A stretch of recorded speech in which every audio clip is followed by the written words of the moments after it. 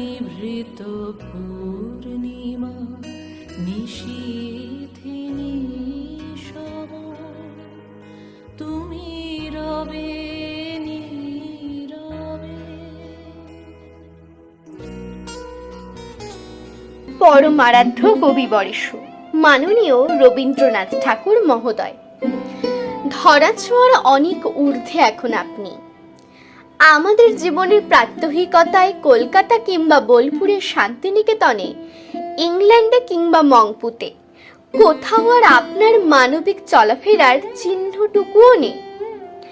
যে মানচিত্রকে আপনি ভারতবর্ষ বলে দেখেছিলেন, আপনার প্রস্থান পর্বের অনতিবিলম্বে সে মানচিত্র বদলে গেছে অনেকখানি।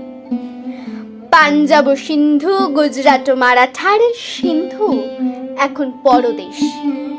সেখানে যেতে গেলে এখন পাসপোর্ট লাগে। মান্য কবিবর, সেই বদলে যাওয়া মানচিত্রের রক্তাক্ত পটভূমিতে দাঁড়িয়ে আমি একজন সামান্য মেয়ে। আমাদের মতো মেয়েদের জীবনে আপনি এক আশ্চর্য স্বপ্নময় দ্বীপভূমি, যেখানে যাবার স্বপ্ন আমাদের উদ্দীপ্ত করে, আর যেখানে পৌঁছাতে না পারার চিরকালীন গ্লানি আমাদের বিদীর্ণ করে, বিদ্ধ করে। দেশভাগের মর্মান্তিক যন্ত্রণাকে সম্পত্তি করে আমাদের ধ্বস্ত পরিবার একদিন এসে বাসা বেঁধেছিল টালির ঘরে, শহর থেকে বহু দূরের গ্রামে। বাবা কখনো দোকানদারি, কখনো ছাত্র পড়ানো, কখনো এটা সেটা করে প্রখর জীবন স্রোতে বউ ছেলে মেয়ে নিয়ে আজীবন চেষ্টা করেছেন ভেসে থাকতে, বেঁচে থাকতে। তার সম্বল বলতে কিছু ছিল না, না টাকা পয়সা, না আশা ভরসা। ছিল সাহস, আর ছিলেন আপনি। হ্যাঁ, উঠতে বসতে চলতে ফিরতে কথায় কথায় বাবা বলতেন আপনার কথা, আপনার কবিতা আর গানের কথা, আপনার নোবেল প্রাইজ পাওয়ার কথা, আপনার নাইটহুড ত্যাগের কথা, আপনার গোড়া চোখের বালি যোগাযোগের কথা, গীতাঞ্জলি ছিন্নপত্রের কথা।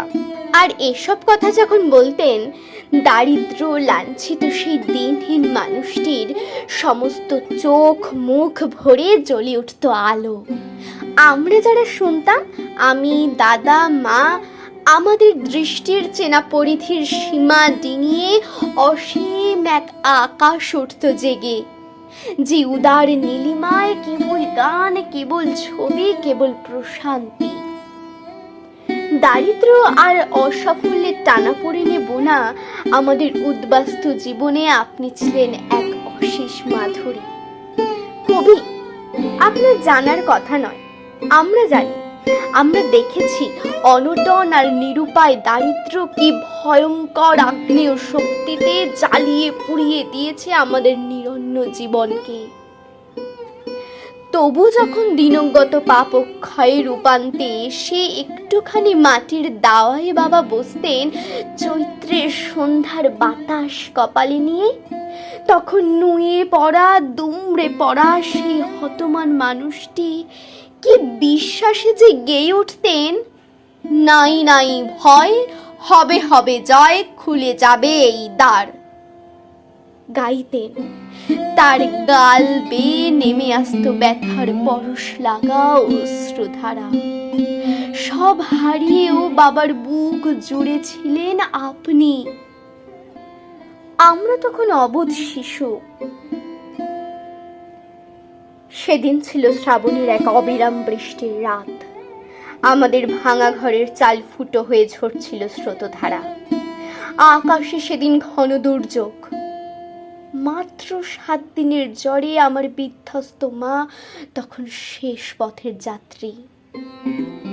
জ্বরে পুড়ে যাওয়া মায়ের গায়ে বাবা তখন হাত রেখেছেন একটু শান্তির স্পর্শ দিতে। চোখে জল। মা বললেন, ছেলেমেয়েরা রইল। বলতে বলতে মার চোখ বন্ধ হয়ে এলো। বাজ পড়ল কাছেই কোথাও। তীব্র আলোর ঝলক তুলে ঘরের প্রদীপ গেল নিভে। তারপর অন্ধকার, প্রবল বর্ষণে ভেসে যাচ্ছে সবুজ গ্রাম, হু হু করে বইছে ঝোড়ো মাতাল হাওয়া।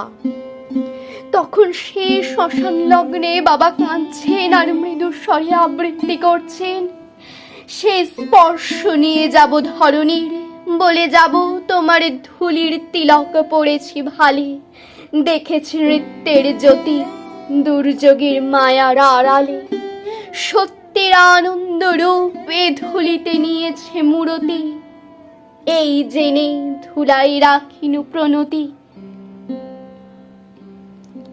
স্বাধীন ভারতবর্ষের মাটিতে অন্যরকম হাওয়া বাতাসে বড় হতে হতে আমার দুরন্ত দামাল দাদা জীবনযুদ্ধে নিজেকে জড়িয়ে নিয়েছিল অল্প বয়স থেকে। দাদা আমার নির্ভীক কণ্ঠে গান গাইতো, আপনারই গান। সারা দিন হাড় ভাঙা পরিশ্রমের পর ঘরে ফিরে দাদা একদিন আমায় শোনাতে চাইতো আপনার কবিতা। দৃপ্ত হিরণময় কণ্ঠে সে আবৃত্তি করত, হে সুন্দরী বসুন্ধরে, তোমা পানে চেয়ে কতবার প্রাণ মোর উঠিয়াছে গিয়ে। খিদিরপুরের এক কারখানায় দাদার সামান্য চাকরি। শিক্ষিত এক স্বাধীন ভারতীয় যুবক কাজ না পেয়ে দুমুঠো ভাতের আশায় হাতুড়ি পেটাতো গনগনে বয়লারের সামনে দাঁড়িয়ে। ঘামে ভিজে যেত তার শরীর। তবু যখন সে মানি অর্ডার পাঠাতো, চিলতে একটুখানি জায়গা তো সে লিখত, বোন গানটা ছাড়িস না। গান আমার হয়নি কবি, আসলে বেঁচে থাকাটাই হলো না ঠিকভাবে।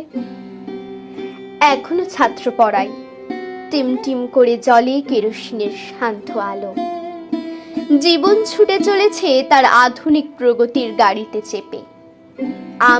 আমরা পড়ে রয়েছি বহু দূর পথের পাশে, উপেক্ষায়। 25শে বৈশাখ আর 22শে শ্রাবণে শহরে শহরে কত গান, কত কবিতা, কত নৃত্যনাট্য। বড়লোকের সুসজ্জিত ড্রয়িং রুমের ছকছকে আলমারিতে আপনার অমূল্য রচনা সম্ভার। তবু কবি কেন জানি না বারবার মনে হয় ওই বৈভবের হাজার দুয়ারিতে আপনি নেই। আপনি আছেন এইখানে, এই মর্ত মাটির একেবারে কাছে, সবুজে শ্যামলে ধুলোতে মাটিতে, এই শীর্ণ স্রোতা নদীর ঢেউয়ে, এই ভাঙা ঘরের দরিদ্র সকালে, এই ঝোপঝাড়ের জোনাকি ভরা অনাড়ম্বর সন্ধ্যায়। 10 বছর কারখানা বন্ধ থাকার নিদারুণ যন্ত্রণায় দুমড়ে মুচড়ে ভেঙে গিয়েছিল আমার দাদার সব স্বপ্ন। ধীরে অথচ অনিবার্যভাবে দাদা এগিয়ে গিয়েছিল আত্মহননের পথে। কলকাতা থেকে যখন দাদার মৃত্যু সংবাদ এলো, ছুটে গিয়েছিলাম সেখানে। গঙ্গার তীরবর্তী শ্মশানে দাঁড়িয়ে হু হু করে কান্নায় ভেসে গিয়েছিল আমার বুক। একা, একেবারে একা মনে হয়েছিল নিজেকে সারা পৃথিবীতে।